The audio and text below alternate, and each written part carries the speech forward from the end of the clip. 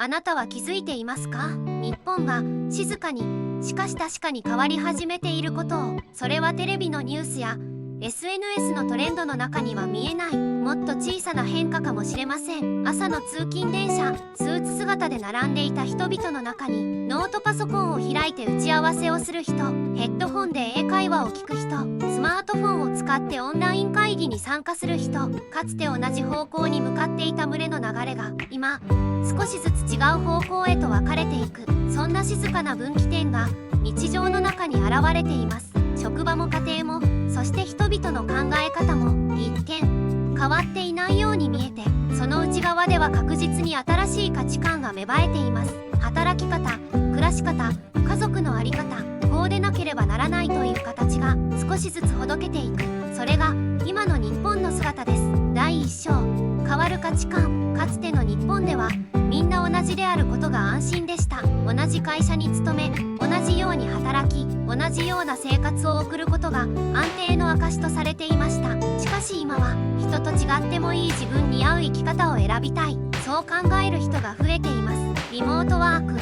副業、フリーランス、地方移住、かつては特別だと思われていた生き方が今では一つの選択肢として受け入れられています。ある女性は会社勤めを辞めて海辺の町でカフェを開きました。朝は地元の人と掃除をし、午後はオンラインで海外の顧客とやり取りをする。そんな自分のリズムを大切にした暮らしを選んでいます。また都会にいながら複数の仕事を組み合わせて働く人も増えました。収入のためだけでなく、やりがい自分らしさを重視する時代です。こうした変化の背景にはコロナ禍をきっかけに変わった働き方の意識やデジタル技術の進化があります。どこで働くかより、誰と何をするか、どれだけ稼ぐかより、どう生きたいか、成功の定義が静かに書き換えられているのです。誰かと同じであることよりも自分の幸せを基準に生きる。それは派手な革命ではありませんが、確かに社会の深いところで広がっています。第2章、世代の意識の違い。日本の社会の変化を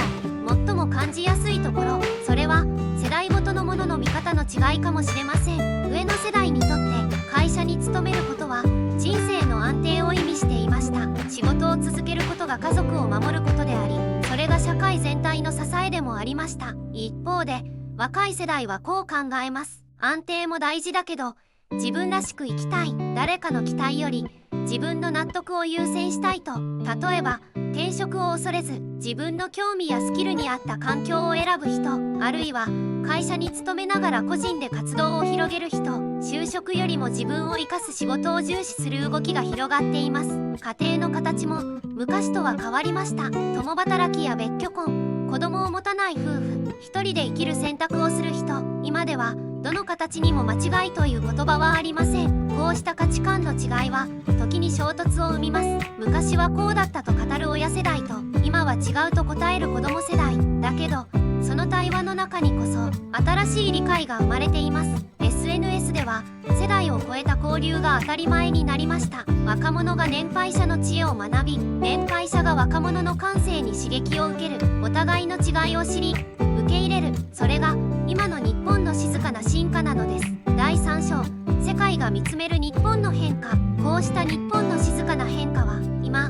海外からも注目されています。かつて日本は変わらない国と呼ばれていました。伝統を守り秩序を大切にし、急激な変化を好まない国。しかし最近世界の見方が少しずつ変わり始めています。街の雰囲気は昔のままでも、そこに暮らす人々の考え方が確実に変わっている。それを感じ取る外国人が増えているのです。観光で訪れた人々は、日本人は本当に親切だと口を揃えながらも、以前よりも自由で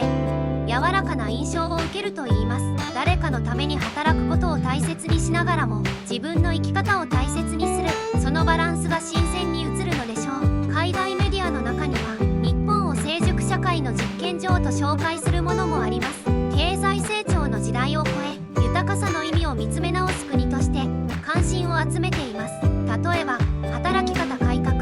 環境への取り組み、伝統と観光を両立させる地域づくり、こうした努力が変わらないようでいて、確かに変わる日本を象徴しています。欧米では声を上げて変える文化が強いですが、日本は行動の積み重ねで変える国です。その静かな進化に日本らしい知恵を感じると語る界の専門家もいます。世界が見ているのは経済の勢いではなく、変化を受け入れながら調和を保とうとする姿勢、それが今の日本の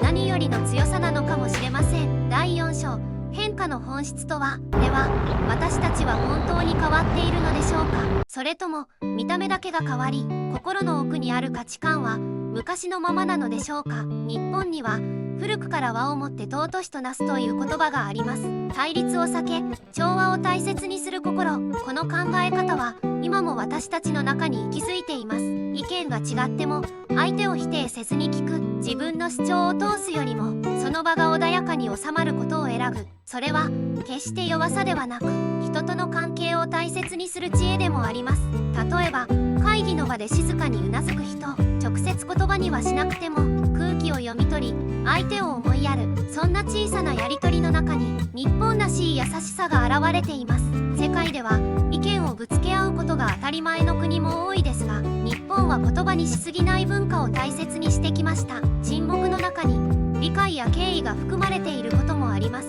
その静かな姿勢は分断が進む世界の中でもう一度見直され始めています。自由と責任、個と集団、伝統と革新、どちらかを捨てるのではなく両方を保ちながら前へ進もうとする、それこそが日本が世界に示している変化の本質なのかもしれません。第5章、これからの日本へ。世界はこれまでになく速いスピードで変化しています。 AI の発展、環境問題、国際関係の変化、一つの出来事があっという間に世界中に広がります。そんな中で日本は自分たちのペースで前へ進んでいます。急がず焦らず、けれど確実に変化を重ねています。地方の町では古い建物を生かして新しいカフェや宿が生まれています。伝統工芸をオンラインで発信する職人たちもいます。古いものを壊すのではなく新しい形で未来へつなぐ、それが今の日本の挑戦です。若い世代の中には誰かの役に立ちたい、社会のために行動したいと考える人が増えています。地域のボランティア活動や環境を守る取り組み、海外と協力して課題を解決しようとするプロジェクト、その一つ一つが社会の中に確かな変化を生み出しています。変化とは誰かが命じて起こるものではありません。一人一人の小さな選択が重なり、やがて大きな流れを作っていくのです。エンディング、静かに変わる日本、その姿を世界は静かに見つめています。古いものを大切にしながら新しいものを受け入れる、それがこの国の文化であり、これからの時代を生き抜く力でもあります。変化を恐れず、しかし伝統を失わない、そのバランスの中にこれからの日本の希望があります。そして今この瞬間も誰かの小さな一歩が未来を形作っています。あなたはこの変化をどう感じますか？